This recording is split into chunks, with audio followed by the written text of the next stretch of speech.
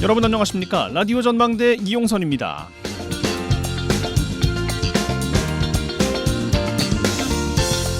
광장에서 외치던 소리와 제야에서 외치던 소리, 또 청년기의 말과 지금의 말, 국회의원 할 때의 말, 도지사 할 때의 말, 지금 청문 절차를 받고 있는 상황 자체는 많은 차이가 난다. 말의 일부를 가지고 시비를 하시면 아마 1년 내내 해도 부족할 만큼 발언의 문제도 많이 있을 것이다. 필요한 경우 사과도 하고 다 해야 한다고 본다. 국민과 우리 대한민국을 위해 필요한 일이면 사과가 아니라 목숨도 바칠 일이면 해야 한다. 제 발언 중에 상처받은 분들이 계시다면 진심으로 사과를 드리고 제 말씀에 부족한 점을 지적하시면 충분히 받아들이겠다. 오늘 국회에서 김문수 고용노동부 장관 후보자가 청문회에서 한 말입니다. 어떻게 보고 어떻게 들으셨습니까? 뭐가 잘못된 말인지, 뭐가 잘못했기 때문에 어떤 분에게 어떤 사과를 해야 될지는 말을 하지 않아서 저는 잘 모르겠습니다.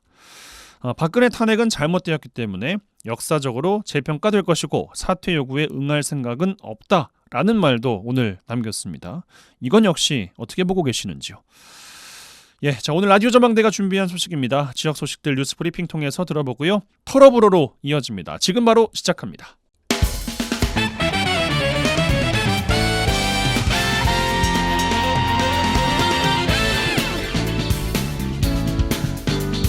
네. 새로운 한 주 또 월요일 마무리해 보겠습니다. 8월의 마지막 주예요. 8월 26일 월요일 라디오 전망대 시작합니다. 먼저 우리 지역 뉴스 정리해 보죠. 뉴스 브리핑 GBS 뉴스의 차범준 편집국장과 함께합니다. 전화 연결돼 있어요. 안녕하십니까?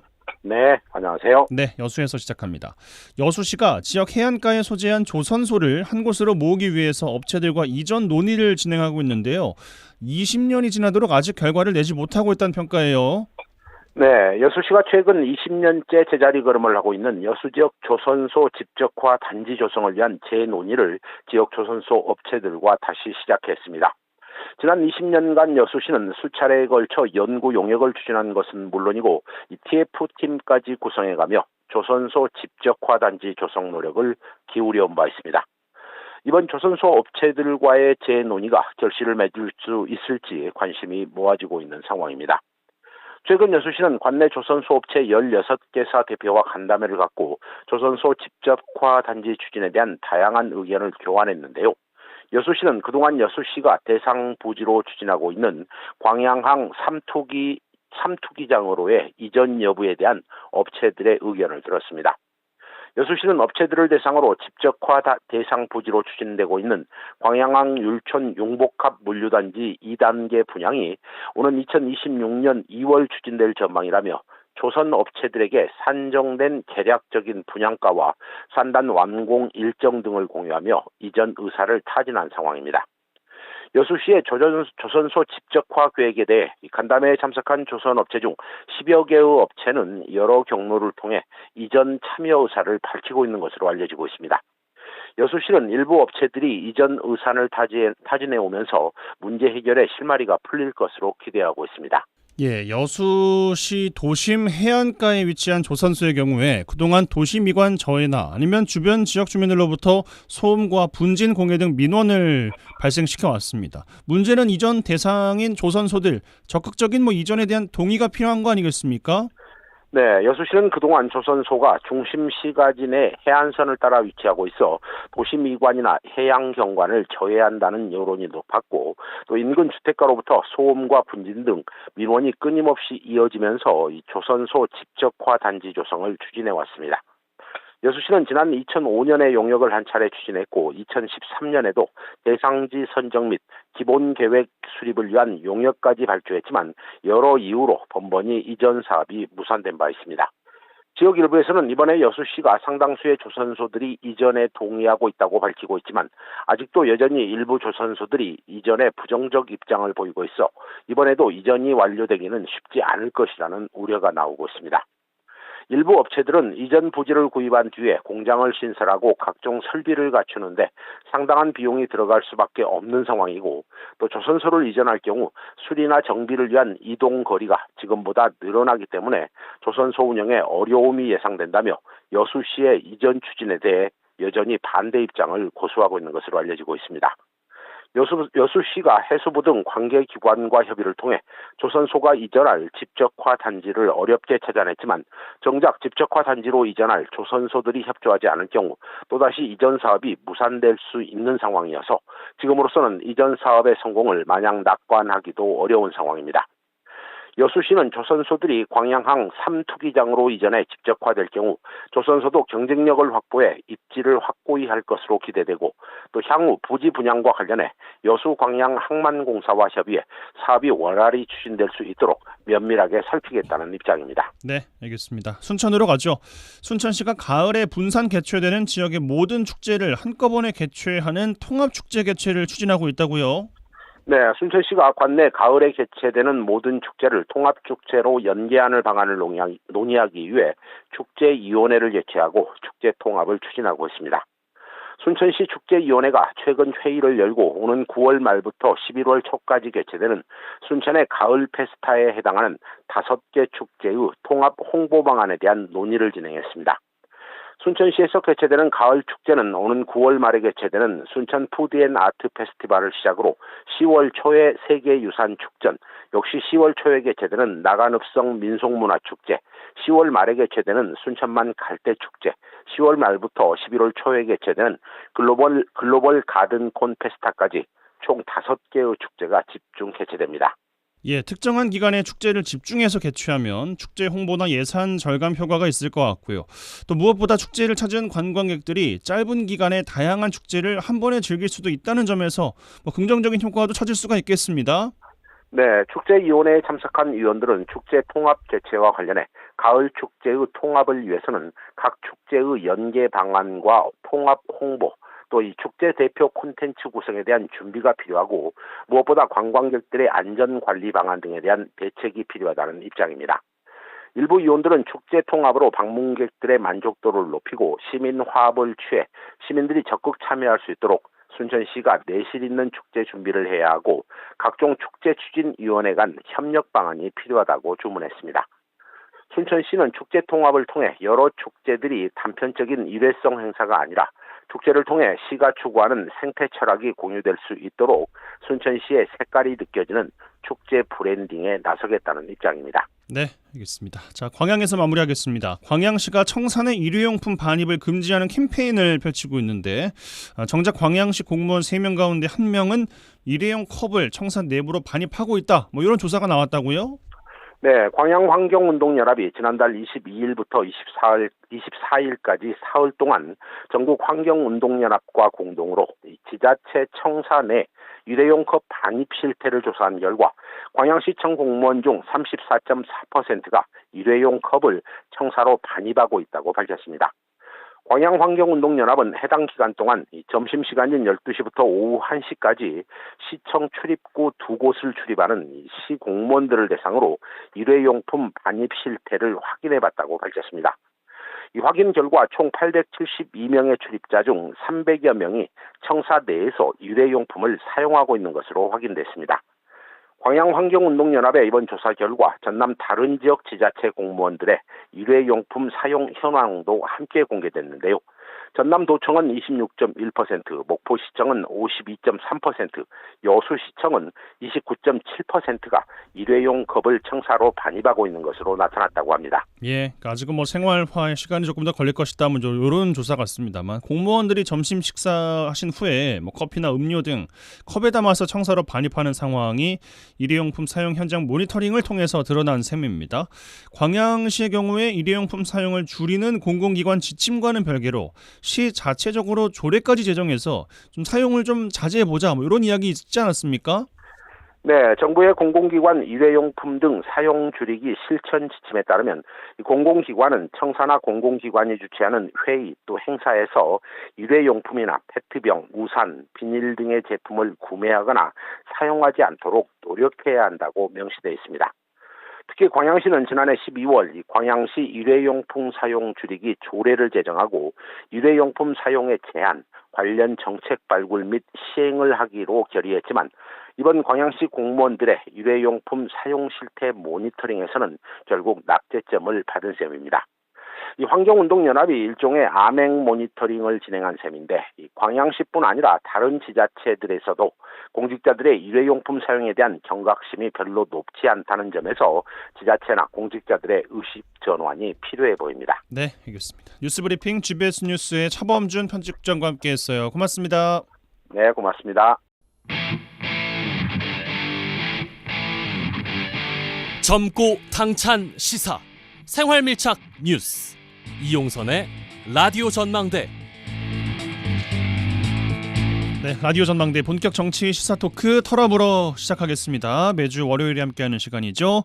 이번 주도 더불어민주당 서동용 전 의원, 개혁신당 천하람 원내대표 차례로 연결해서 현안들 이야기해보겠습니다. 먼저 서동용 전 의원 전화 연결돼 있어요. 나와 계시죠? 예, 반갑습니다. 서동용입니다. 예, 한 주 어떻게 보내셨습니까? 예, 저는 이제 계속해서 여수 사건 피해 유족들 그 국가를 상대로 한 손해배상 소송 준비하고 있고요. 예. 요즘 상당히 좀 바쁘게 보내고 있습니다. 국가가 무고한 민간인들을 어떻게 학살했는지에 대해서 이제 여수 사건이 많은 것들을 보여주는데 이게 이제 그 부분들은 어느 정도 좀 드러난 부분들도 있습니다. 그런데 그렇게 해서 가족 한 명이 갑자기 총상을 당해가지고 사망을 하면 남은 가족들이 얼마나 힘든 삶들을 살아왔겠어요. 이제 그런 부분들이 뭐 차마 입으로 옮길 수 없을 만큼 많은 기구한 사연들이 있는데요. 이 사연들을 보면서 저도 마음이 먹먹하고 되게 좀 힘듭니다. 요즘 들어 특히 국가의 존재 이유가 뭔가라고 하는 거에 대해서 좀 다시 깊이 생각하고 있습니다. 알겠습니다. 하나씩 이야기 풀어보면서 그 답을 좀 찾아보도록 하죠. 오늘 가장 핫했던 이슈는 아무래도 김문수 장관 후보자 인사청문회가 아니었을까 싶은데 어떤 총평 좀 주고 싶으십니까? 예, 처음 임명을 할 때부터 왜 저런 사람을 하필 고용노동부 장관에 문제 제기를 하신 분들이 있었고 하여튼 그거는 뭐 저희 국민들이 다 아시는 거라고 생각하는데 네. 특히나 이제 지명되고 나서 최근에 밝혀진 여러 가지 것들이 더 기가 막히고 어려운 것들이 좀 많지 않았습니까? 그래서 청문회를 통해서 이런 것들이 좀 더 많이 밝혀져야 하고 그러면 거기에 맞춰서 대통령이 임명 여부를 결정해야 되는데 지금 분위기로는 뭐 윤석열 대통령은 어쨌든 임명할 것 같잖아요. 지난번에 말씀드렸지만 윤석열 대통령 국회의 인사청문회를 꼭 필요한 그 단계라고 생각하는 게 아니라 정말 쓸데없는 거가 법에 있어서 어쩔 수 없이 응한다라고 하는 심정으로 이걸 바라보고 있는 것 같아서요. 예, 그래서 이제 인사청문회 자체의 효용성에 대해서 국민들도 많이 좀 지체하시기도 한데 어쨌든 드러난 여러 가지 문제점들에 대해서 윤석열 대통령이 다시 한번 좀 숙고해서 임명 여부를 결정해 주기를 간절하게 좀 부탁을 드립니다. 네, 알겠습니다. 그리고 그 민주당의 전당대회 관련해서도 좀 이야기를 여쭤보면 이제 관심이 그 호남 지역에서 뭐 유일하게 최고위원에 도전했었던 민영배 의원 고배를 결국 마셨습니다만 지명직 최고위원 그래서 앞으로 어떻게 될 것이냐 요거 관심 갖는 지역민들 좀 계시는 것 같아요. 어떻게 전망하십니까? 예, 저는 뭐 이제 지난번에도 한 말씀을 드렸습니다만 민영배 의원이 호남 지역구이긴 하세요. 그러나 지난 전당대회 과정에서 호남의 정신이나 지방분권, 국토 균형 발전 이런 거에 대한 메시지를 내는 걸 저는 뭐 보지 못했습니다. 그래서 호남 지역의 유일한 최고위원 후보자 그 민영배의 실패라고 하는 거를 말하기에 좀 조심스러운 면이 없지는 않습니다만 네. 그러나 어쨌든 민영배 의원이 고배를 마셨기 때문에 민주당 입장에서는 호남이 배제되는 모양새가 돼서 모양이 좀 나빠졌지요. 그래서 저는 지명직 최고위원 한석을 호남 쪽에 배분할 가능성은 있다 이렇게 생각은 합니다. 그러나 지난번 그 송갑석 최고위원이 지명직으로 임명됐을 때 그때 이제 친명 최고위원들과 다른 다양한 목소리를 내려고 시도를 했다가 결국 최고위원들을 사퇴하지 않았습니까? 그런 경험에 비추어 보면 이번에 누가 지명직 최고위원이 되건 간에 또 한 명의 친명에 불과한 게 아니냐. 최고위원의 다양성을 확보하기는 쉽지 않을 게 아니냐라고 하는 전망을 좀 하게 돼서요. 예, 저는 이제 그 부분이 조금 씁쓸합니다. 여전히. 씁쓸하다. 알겠습니다. 여야 대표 회담 이야기로 좀 가보겠습니다. 일단 이재명 대표께서 코로나 격리에 들어가면서 미뤄진 양상인데 이게 뭐라고 해야 될지 모르겠습니다. 이게 아무튼 계기가 돼서 앞으로 실무 협상이 시간을 조금 더 두고 하면 잘 될 것이냐 아니면 뭐 코로나와 관계없이 어차피 안 될 것이었느냐 어떻게 보십니까? 예, 그 의제 협상이 굉장히 난항을 겪고 있는 걸로 보여요. 그러나 어쨌든 이제 회담이 연기된 건 코로나 때문이니까요. 근데 이제 코로나가 이제 예기치 않은 뭐 양성 진단을 받아서 양당이 시간을 좀 벌긴 벌었는데 의제 협상은 여전히 어려울 게 아닌가라는 생각이에요. 지금 이제 민주당은 한동훈 대표가 당대표 후보 시절에 거론했던 최상병 특검법에 관한 약속을 지키라 이러면서 한동훈 대표를 공격하고 있고 네. 국민의힘은 당장 이제 금투세가 내년 시행을 앞두고 있는데 그렇죠. 이재명 대표가 한때 이 금투세의 완화 내지 유예를 거론했던 사실이 있단 말입니다. 그래서 이 부분을 거론하면서 이재명 대표를 곤란하게 할 목적으로 계속해서 공격을 하고 있는 거예요.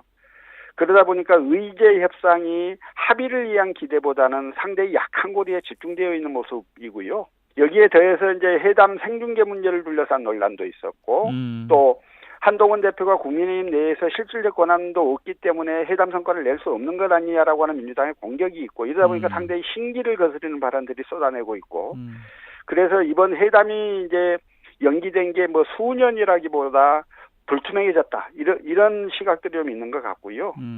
문제는 이제 앞으로 정치 일정 아니겠습니까? 이게 28일 날 본회의가 잡혀 있기 때문에 조속히 여야 대표회담을 통해서 쟁점을 좀 서로 합의하고 이렇게 해서 28일 통과를 시켜야 하는데 이제 그렇지 못하고 나면 여전히 이제 28일에 계획하고 있던 걸 야당은 강행체를 하려고 할 거고 그러면 그에 대해서 대통령의 거부권 행사가 또 한 번 이어질 거고 전국이 더욱 경색될 수밖에 없는 게 아닌가라고 하는 생각이고요. 거기에 더해서 이제 9월 되면 정기국회가 개원합니다. 예. 여야 교섭단체 대표연설 해야 할 거고요. 대정부 질문도 있습니다. 이런 것들이 줄줄이 계획되어 있어서 여야 대표회담을 위한 날짜 조율도 쉽지 않을 텐데 특히나 그 과정에서 서로를 자극하는 발언이 튀어나와서 갈등이 격화되면 의미가 없겠죠. 회담은 더욱 어려워질 거고. 그렇죠. 10월 16일 날 재보궐선거가 있습니다. 이런 선거를 앞두고는 여야 모두 회담을 통해서 서로 협력하는 모습보다는 상대방을 공격하는 모습이 더 선거에 유리하다고 판단하기가 쉽기 때문에 이래저래 지금 모처럼 논의된 여야 대표회담이 성사되기는 쉽지 않을 것 같다. 뭐 그런 생각을 저는 하고 있습니다. 알겠습니다. 지역 이야기로 좀 들어가겠습니다.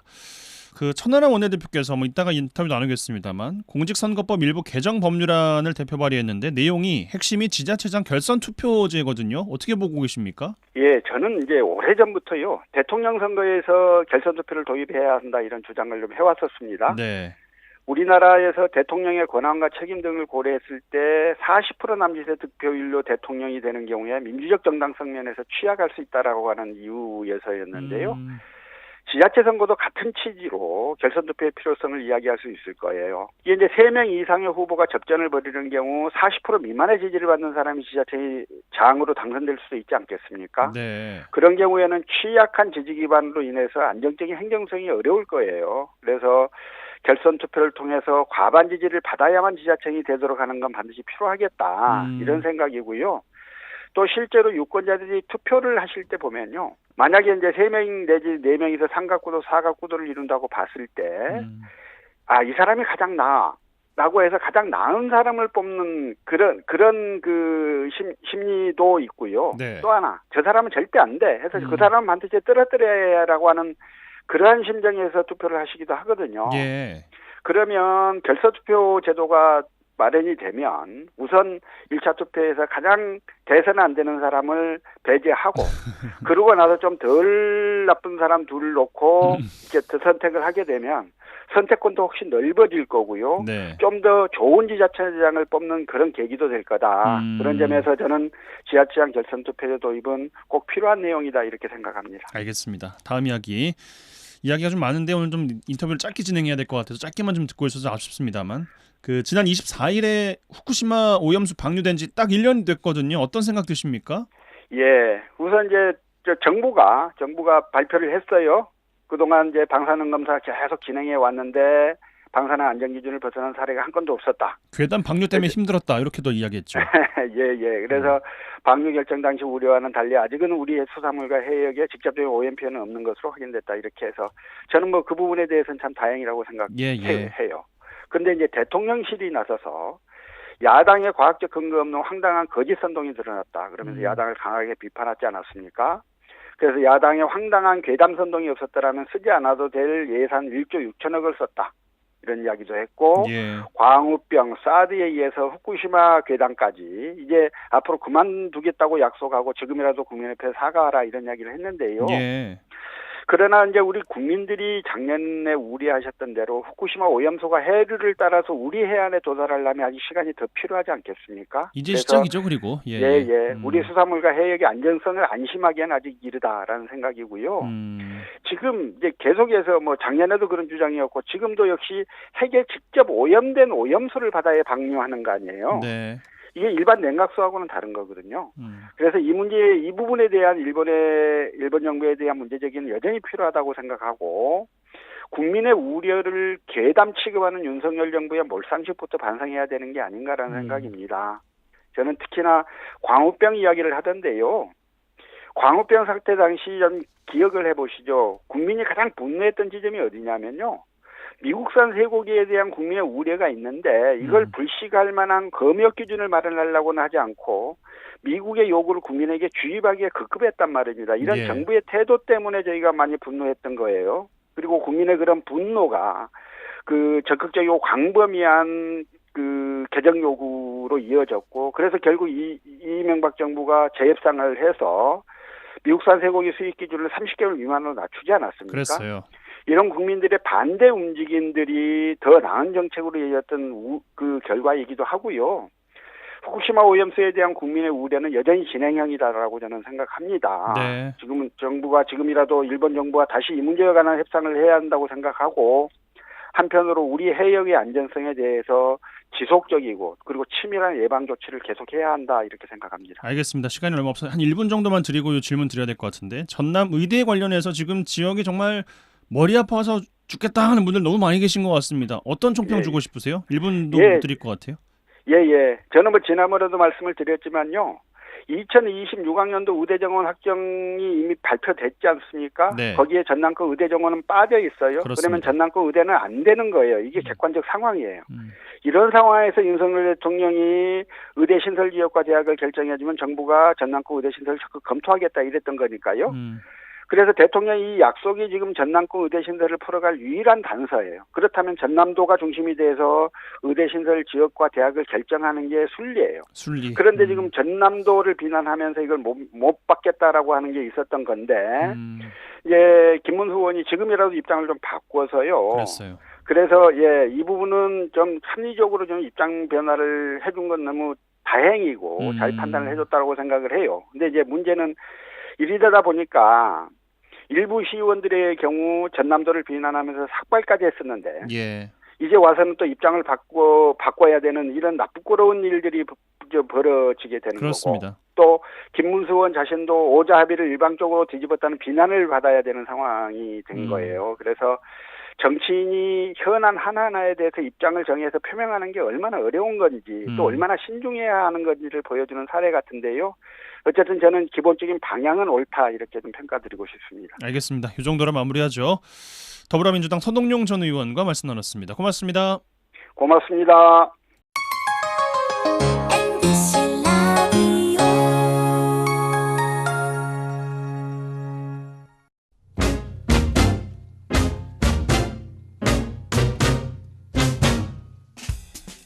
한 시간만 투자하세요. 지역 이야기를 모아 전해드립니다. 지역 시사는 역시 여수 MBC 이용선의 라디오 전망대.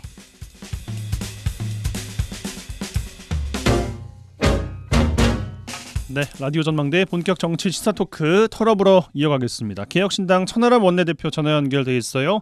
안녕하십니까? 네, 안녕하세요. 개혁신당의 천하람입니다. 예, 한 주 어떻게 보내셨습니까? 아유, 뭐 늘 그렇지만은 바쁘게 보냈습니다. 저희가 이제 이번 주에는 특히 이제 저희가 법령 작업을 좀 한 게 있었고 그리고 네. 또 좀 다채로운 주제들 많이 다뤘는데 축구협회의 어떤 그 협회장 연임 문제부터 시작해가지고 또 12사단 그 훈련병의 안타까운 어떤 고문치사 사건에 있어가지고 은폐 의혹에 이르기까지 좀 다양한 주제들을 다루면서 바쁘게 지냈습니다. 예, 뭐 그것도 그렇고 지자체장 결선 투표제 대표 발의하셨잖아요. 공직선거법 개정안. 아, 그럼요. 예, 그 이야기 바로 좀 시작해 볼까요? 어떤 취지입니까? 이제 우리나라에서는 마크롱이 왜 안 나올까? 그런 문제의식 많이들 있으실 거예요. 그러니까 사실 순천뿐만 아니라 전남 동부권에서는 많은 분들이 당보다는 인물 보고 뽑아야 된다라는 말씀도 많이 하시고 실제 그런 선택을 많이 하셨기도 했는데 네.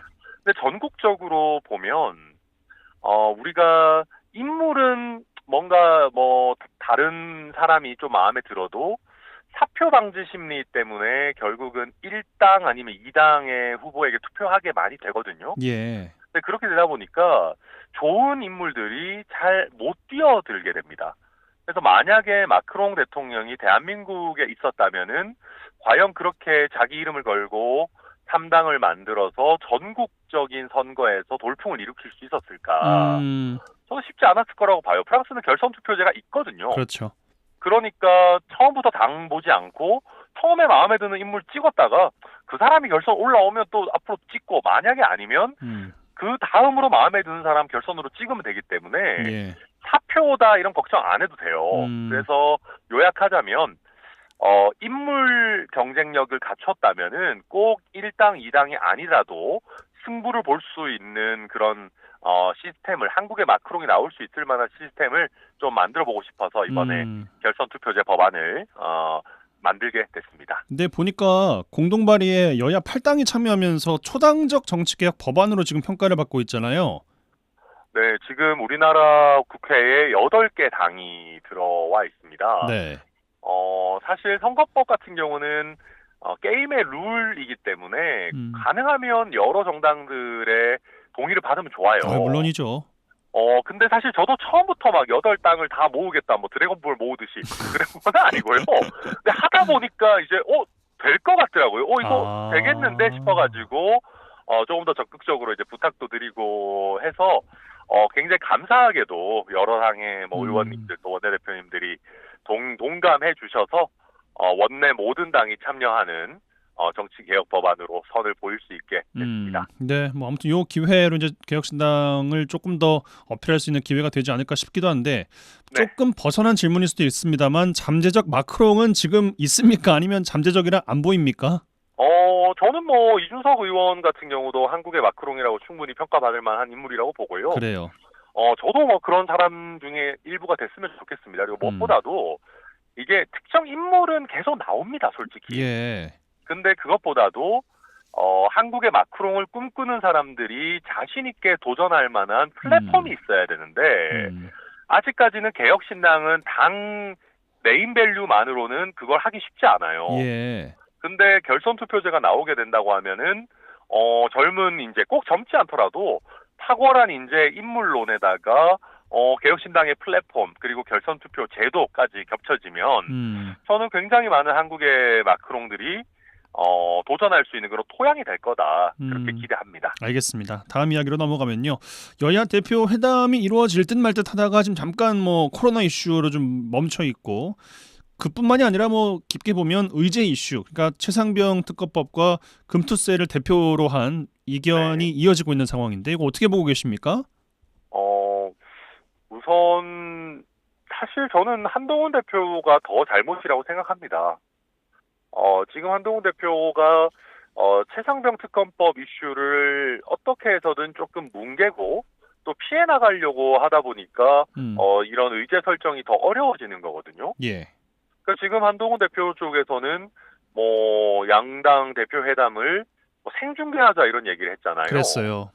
근데 그거는 뭔가 되게 자신 있게 뭐 토론하듯이 하자는 거였을 텐데 그러면서 또 의제에 있어서는 뭔가 본인들이 유리한 의제만 체리피커식으로 또 가져가려고 하는 모습을 보이고 있어요. 네. 그래서는 안 되는 거지 않습니까? 그리고 특히 최상병 이슈에 대해서 시원한 답이 안 나오고 계속해서 뭐 본인이 약속했던 걸 안 지키고 자꾸 뭐 야당이 정답답하면은 새로 내라 이런 식으로 지금 책임을 피해가려고 하다 보니까 좀 공회전이 일어나는 것 같고요. 뭐 아무래도 제일 좀 정치적으로 첨예한 이슈에 대해서 잘 의견 조율이 안 되다 보니까 좀 굉장히 민생 이슈들에 대해서도 각자 자기 할 말 하려고 하는 그런 상황이 지속되는 것 같아요. 예, 그럼 이렇게 질문을 좀 드려볼게요. 만약에 네. 그러면 뭐 제3당 예를 들어서 뭐 그럴 리가 있을까 싶기도 합니다만 여야 대표단이 개혁신당에서 의제 주면은 우리가 그걸 한번 고민해볼게 하면 어떤 의제 꺼내고 싶으세요? 뭐 너무 좋은 것들 많죠. 꼭 필요하다라는 사실, 거 2가지 정도만? 네. 저는 제일 요즘 또 대통령께서도 하려고 하는 국민연금 이슈. 예. 네, 지금 다뤄보면 너무 재밌을 것 같고요. 그 다음에 자영업자 지원 요새 말들은 많이 나오고 또 대출 위주로 지금 나오겠다라고 하는데, 예. 자영업자 지원 이슈를 저는 이거는 정말로 두 분이 끝장 토론 같은 거 해보셔도 재밌지 않을까 싶어요. 25만 원대 정책금융 지원을 가지고 한다고 하면은 좀 우리 그래도 얘기를 하다 보면 조금이나마 더 진전된 자영업자 지원 방안이 나오지 않을까. 지금 자영업자들 너무 힘드시니까요. 필요할 거라고 생각합니다. 예. 알겠습니다. 지역 이야기로 좀 들어가겠습니다. 그 조국 혁신당에서요. 네. 10월에 있을 영광 곡성 군수 선거 겨냥해서 호남 월세살이를 지금 추진하고 있는 그런 모양새인데 이거 어떻게 보고 계실지 궁금합니다. 저는 아주 좋다고 생각합니다. 그래요? 저는 뭐 타당이고 경쟁하는 정당이라고 해가지고 깎아내릴 생각 없고요. 실제로 예전에 이준석 대표가 순천에서 중학생들 그 영어를 수학을 가르치는 배움을 나누는 사람들이라는 것을 한 학기 정도 한 적이 있습니다. 그랬습니다. 그러면서 순천과 전남 동부권에 대한 이해가 굉장히 깊어졌습니다. 예, 맞아요. 저는 조국 대표님께서도 고향이 영남이시잖아요. 또 부산이시니까 우리 지역에 특히 곡성에서 한두 달 정도 선거 준비하시면서 지내보신다면은 우리 지역에 대한 이해가 훨씬 더 깊어질 것이고 유력한 정치인이 우리 지역에 대한 이해가 깊어진다는 것은 우리 지역 입장에서 무조건 이득입니다. 저는 그래서 아주 잘하고 계시는 것이고 뭐 저희 개혁신당이 아직까지 아주 좋은 후보를 못 찾아서 참전하고 있지 못하는 것이 안타까울 뿐이고 저는 뭐 이런 노력들 특히 민주당의 호남 홀대가 지속되고 있는 상황에서 조국 혁신당이 우리 지역을 위해서 열심히 하면서 건전한 경쟁 구도를 만드는 것은 저는 뭐 아주 바람직한 일이다 이렇게 평가합니다. 민주당의 최고 뭐 그 전당대회를 거치고 난 이후에 물론 그 전에도 뭐 이런 이야기들이 없었던 건 아니겠습니다만 민주당이 답이 아니다라고 생각해서 뭐 조국 혁신당이랄지 아니면 뭐 개혁신당이랄지 여기저기 지금 고민을 하고 있는 분들이 몇몇 있다고 제가 듣고 있거든요. 이런 분들이 요거 만약에 이번에 조국 혁신당에서의 행보가 큰 영향의 기폭제가 될 거라고 예상하십니까? 그렇죠. 지금 조국 혁신당도 아마 이번 선거 결과에 사활을 걸고 있을 걸로 보여지고요. 예. 근데 이제 뭐 그런 겁니다. 지금 더불어민주당의 큰 문제점은 이번에 전당대회 결과를 봐도 나오지만 민주당의 높으신 분들, 정치인들뿐만 아니라 민주당의 당원들조차도 호남이 그렇게 막 아주 소중하거나 더불어민주당에 없어서는 안 될 존재다라고 생각하고 있지 않은 것 같아요. 예. 그러니까 투표 결과 보면 그게 나오잖아요. 그렇죠. 그러다 보니까 이제 우리 호남민들의 민심 자체도 우리가 많이 미뤄졌던 거에 비해 가지고 좀 이제는 더불어민주당이 별로 그렇게 지역에 신경을 덜 쓰는 것 같다 하면 당연히 우리도 뭐 PK라든지 충청권처럼 좀 더 치열한 경쟁 구도가 있었으면 좋겠다는 생각이 드실 수밖에 없거든요. 예. 그래서 장기적으로 저희 개혁신당도 그런 부분에 있어서 당연히 선두권 경쟁을 해야 될 것이고 지금 당장 개혁신당이 그렇게 하고 있지 뭐 부족한 점이 있다면은 뭐 어쨌든 주어진 선택지 안에서 저희 유권자들 분들 저는 많은 고민하시리라 그렇게 생각합니다. 알겠습니다. 전남 의대 관련해서 또 여쭤보면 김문수 의원의 입장 변화 그리고 순천시의회 특위위원장을 비롯해서 일부 갑지역 의원들의 입장 변화 이 부분에 대한 의견 전개는 어떻게 읽고 계신지 궁금합니다. 거의 최악이라고 생각합니다. 논평을 또 내셨더군요. 네, 그러니까 저는 정치인이라고 하는 것이 상황 변화에 따라 가지고 입장도 바꿀 수도 있고 그렇잖아요. 근데 문제는 지금 순천의 의과대학을 유치하는 문제는 김문수 의원의 단독 프로젝트가 아니에요. 예. 공동 프로젝트인데 여기서 혼자서 다른 주체들, 특히 순천대학교와 순천시에 대한 충분한 어떤 소통과 설득 과정 없이 나는 입장 바꿨어. 그리고 그러고 나서 순천시 의원들 또 도의원들 동원해가지고 입장 바꾸는 기자회견 하자. 이거는 말 그대로 순천시 정치권을 반으로 갈라놓겠다라는 얘기거든요. 왜 그랬다고 보십니까? 저는 정말 잘 이해가 안 됩니다. 정말 모르시겠어요? 정말 모르겠습니다. 저도. 그래요? 저는 뭐 김문수 의원과 개인적으로 사이가 나쁘지도 않고 네. 저는 뭐 굉장히 또 잘 소통하면서 지내는데 이번에는 너무 즉흥적으로 이렇게 입장을 바꾸신 것 같아요. 연락 받으신 바도 아예 없고요. 네, 저도 없습니다. 그리고 제가 알기로는 순천시의 주요한 위치에 있는 분들도 뭐 제대로 된 소통이나 설득이나 전혀 몰랐다. 어떤 정보 공유나 이런 부분들이 없었던 걸로 제가 알고 있습니다. 그렇기 때문에 이것은 좀 본인이 설령 그런 입장 변화가 있었더라도 내부적인 조율을 거치고 나서 외부에 나가야 되는데 이렇게 되면은 정말 외부에서 봤을 때 순천 정치권 내지는 순천의 우리 의과대학 유치 운동이 콩가루 집안이다라고 평가하지 않겠습니까? 예. 굉장히 안타까운 일이다라고 생각합니다. 알겠습니다. 이 정도로 이번 주 인터뷰 마무리해야 되겠습니다. 털어불어 개혁신당 천하람 원내대표와 말씀 나눴습니다. 고맙습니다. 네, 감사합니다. 네, 월요일 라디오 전망대 마치겠습니다. 이용선이었습니다.